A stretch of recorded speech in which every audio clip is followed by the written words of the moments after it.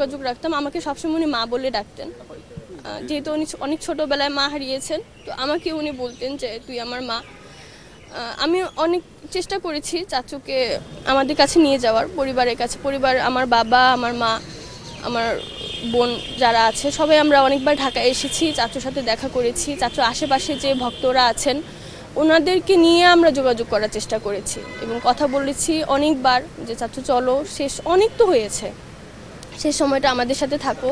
হয়তো যে অসুস্থতা আছে তুমি আমাদের সাথে থাকলে হয়তো ভালো লাগবে, একটা মাসের জন্য তুমি আসো, পরে যদি তোমাদের ভালো না লাগে, তোমার যদি ভালো না লাগে তাহলে তুমি আবার চলে এসো তোমার মতো। কিন্তু উনি কখনোই আসলে নিজের কষ্টের ভাগ অন্য কারোর উপর দিতে চাইতেন না, কারোর সাথেই শেয়ার করতে চাইতেন না। উনি খুবই মেধাবী ছিলেন ছোট থেকেই, আর একাকিত্ব খুবই পছন্দ করতেন। আমি যতটুকু ওনার সাথে গল্প করে ওনার জীবনে শুনেছি বা উনি আমাকে যতটুকু বলেছেন, অনেক ছোটোবেলাতেই আমার দাদা দাদু মারা যান। ওই অনাদর অবহেলায় উনি এ অবধি এসেছেন।